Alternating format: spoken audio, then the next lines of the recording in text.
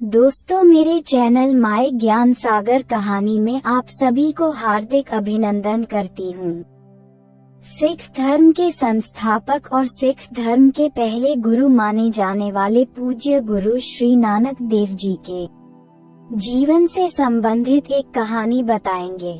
चलिए शुरू करते हैं। जब गुरु नानक जी शिक्षा प्राप्त करके अपने गांव तलवंडी लौटे, तब गुरु नानक जी घर से घूमने साधु संतों के पास चले जाते और गुरु नानक जी दानी स्वभाव के थे। घर के वस्तुएं जरूरतमंद लोगों को दे देते, जिससे पिता कालू जी नानक जी पर कभी कभी नाराज होते तथा कहते, कैसा बेटा है, सभी के बेटे कुछ काम काज करते हैं और एक तून है कि घर की वस्तुओं को लोगों को लुटा देता है। ये सब कब तक चलेगा? परंतु उदार चित्त नानक जी पर उनकी बातों का कोई प्रभाव न होता। वह अक्सर अपने साथी बालकों के साथ दूर दूर महात्माओं की तलाश में घूमने चले जाते। वहां उनसे आध्यात्मिक विचार विमर्श करते तथा जो कुछ भी पास में होता उनको दे आते। ये देखकर पिता कालू जी नानक से कुछ नाराज से रहने लगे। परंतु नानक उनका इकलौता बेटा था तथा कुछ कहते नहीं बनता था। वैसे भी अभी नानक जी की आयु केवल 12 वर्ष की थी, इसलिए उन्हें किसी काम धंधे पर भी तो नहीं लगाया जा सकता था। घर में किसी प्रकार से धन संपदा का अभाव तो था नहीं, हर प्रकार से परिवार समृद्ध था। किंतु एक दिन नानक जी ने घर से लाए चांदी के लोटे को एक सन्यासी को दे दिया। इस बात को लेकर पिता कालू जी बहुत परेशान हुए। ये बात नवाब राय बुलार जी को जब ज्ञात हुई तो कालू जी को सलाह दी कि बच्चे को बिना कारण इधर उधर घूमने से तो अच्छा है उसे मौलवी कुतुबुद्दीन के पास फारसी पढ़ने के लिए भेज दो। वहाँ पर वह अपना ध्यान पढ़ाई में लगाएगा, जिससे इल्म तो हासिल होगा ही, तेरी भी समस्या हल हो जाएगी।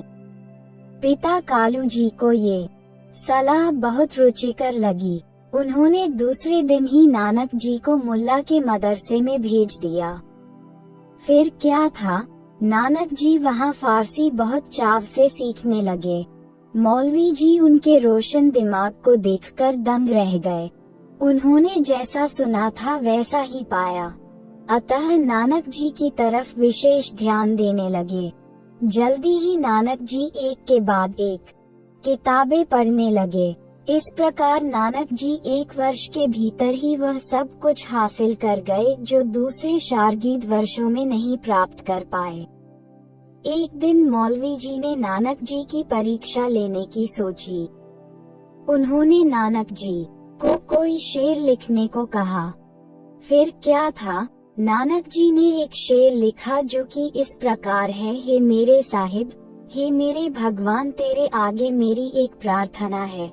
तुम ही सबका कत्ता है, मनुष्य दरगुन की खान है, परंतु तू बेदाग है, बेअनंत है, सबका रिज़्क दाता है, तथा तेरे बिना मुझे कोई दूसरा दिखाई नहीं देता। ये शेर सुनकर मौलवी जी दंग रह गए। उन्होंने सोचा शायद नानक ने कहीं से पढ़कर याद कर रखा होगा। अतः उन्होंने फिर से कहा, नानक कोई और शेर सुनाओ।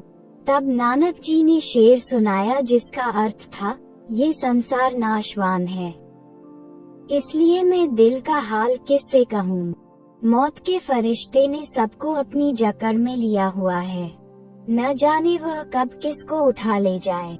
ये शेर सुनकर मौलवी जी नानक जी की शख्सियत के कायल हो गए तथा वह नानक जी का अदाव करने लगे। उसने पिता कालू जी को बुलाकर कहा, मैं नानक को अपना अव्वल शागिर्द मानता था, लेकिन ये तो मेरा भी उस्ताद है, इसलिए मैं इसे पढ़ाने के काबिल नहीं हूँ। मेहता कालू जी वास्तविक रहस्य को न समझ सके, अतः निराश होकर नानक जी को उन्होंने घर पर ही रहने को कहा। कुछ दिन इसी प्रकार व्यतीत हो गए। अब नानक जी घर पर ही रहते। अपनी आयु के बालकों के साथ खेलने भी नहीं जाते थे, बस हर समय शांत तथा मौन रहते। धीरे धीरे वह उदास रहने लगे। तब नानकी जी नानक को बहुत प्यार से पूछती हैं, भैया तुम्हें क्यों दुखी हो, कुछ हमें भी बताओ।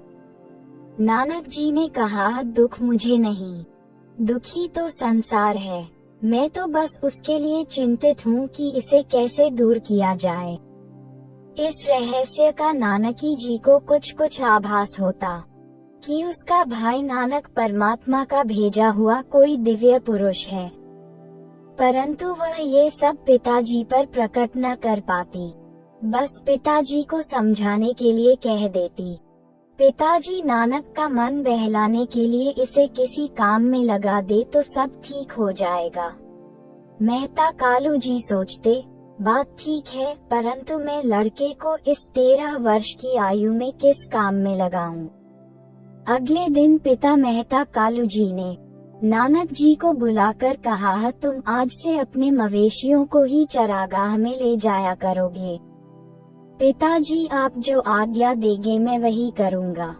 तब नानक जी ने गौशाला में से मवेशियों को साथ में लिया और चरागाह में लेकर चले गए।